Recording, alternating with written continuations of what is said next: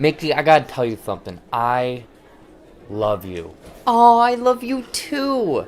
Like a brother. Like a brother. I'm gonna kill you. What'd you say? No, I said, yeah, me too.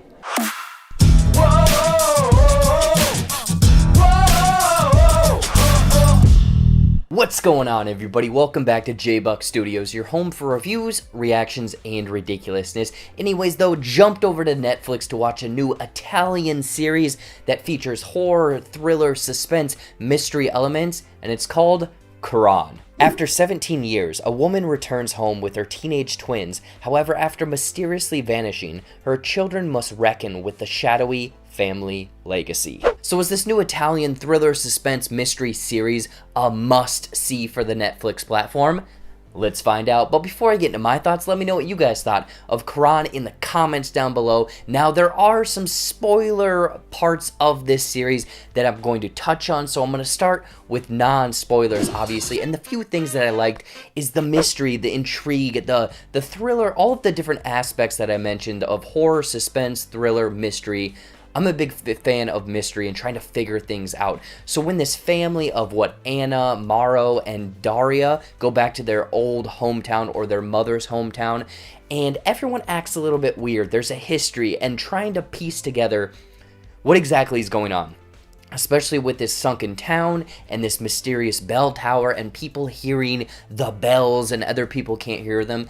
They have a lot of elements in here that I very much appreciate, that I very much was on board for through this, 7-episode series. So I like that, along with the performances from all of these characters. I mean, it does steer a little bit into kind of a high school teen drama with some of the players in this, but I did like how they had, some of the adults, some of the other people very much playing into those mystery elements. I mean, it does have that high school drama, which I thought was maybe the weakest part of this series, but it obviously has to have it because it's new kids in town, kids not seeing eye to eye, them doing, shady things, trying to do good, trying to do bad. So I understand why that is put in there, but also the scenery and almost cinematography. I mean, the cinematography kind of leans onto the fact that they filmed it in this kind of remote town. I don't know exactly where they filmed it. It was like on the border of Italy or Austria, from what they said in the show. But I did think that, yeah, when they're diving into the woods and stuff, it is very gorgeous and beautiful during the day,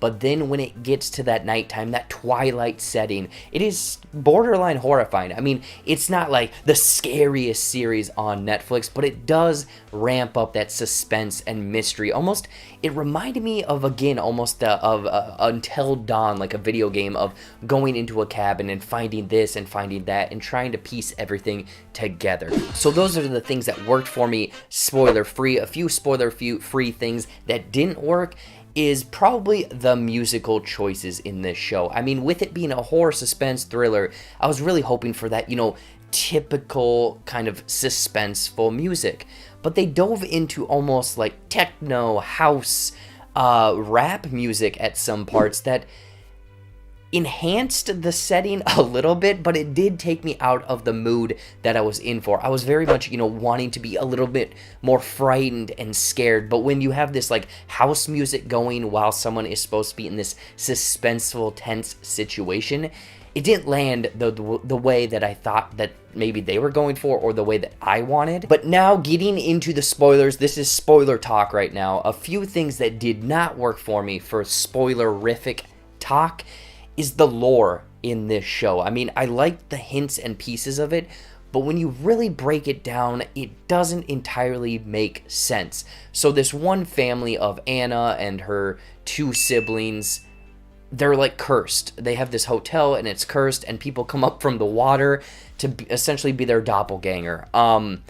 It has hints of Us, obviously. That's the easy takeaway.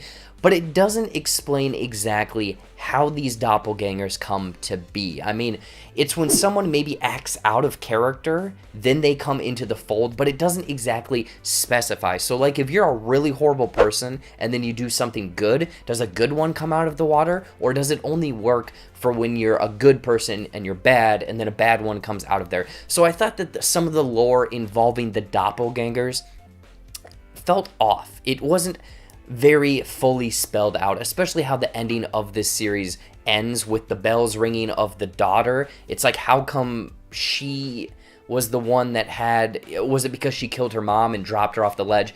It's a little confusing, especially when Carla, the blonde woman with the daughter and the evil husband, she is now the evil counterpart of her, but she seemed like she was the nice one. It's confusing. I think that's the biggest takeaway, or the biggest bugaboo about this Curon series, is the lore and everything involving the lake, and especially those two people coming up at the end with it being frozen. Can they go through the frozen lake? I don't know. I mean, again, I have so many questions, especially if there's going to be a season 2. But also, it steers a little away from the mystery. I loved the mystery in this, but it does steer away from that quite a bit, and does a bunch of misdirects and trying to confuse you with the doppelgangers, and is this person real? Is this person fake? Is this the good person? Is this the bad person? That's kind of what I had problems with. Overall, Curon is an Italian thriller suspense mystery that does have a few things going for it, with it featuring a nice mystery, some lore, and a beautiful setting, but with some characters not entirely adding up, and some musical choices that just did not work for me, especially some spoiler-full stuff that I'm not going to talk about right now. I would borderline recommend checking this one out. I mean, if you're looking for a quick 7 episodes, fun little series with a few, mystery elements, go for it. It's not going to be one that's very memorable, one that's going to blow you out of the water, one that breaks the mold, but I think it's a nice spot there on Netflix. In closing, I'm going to give Curon 2.5 out of 5 mysterious bell towers. So what did you guys think of Curon? If you've already seen this Italian thriller mystery series, or if you're very much looking forward to it, I want to know in the comments down below. Anyways, though, as always, thank you so much for watching. Watch some more videos up there, or right over there, brand new content every single week here on the JBuck Studios channel. Hopefully later today, there's going to be a review for Reality Z, that series there on Netflix, so stay tuned for that. Follow all of my social media down there, like this video, subscribe to the JBuck Studios channel, and until next time, we'll see you later.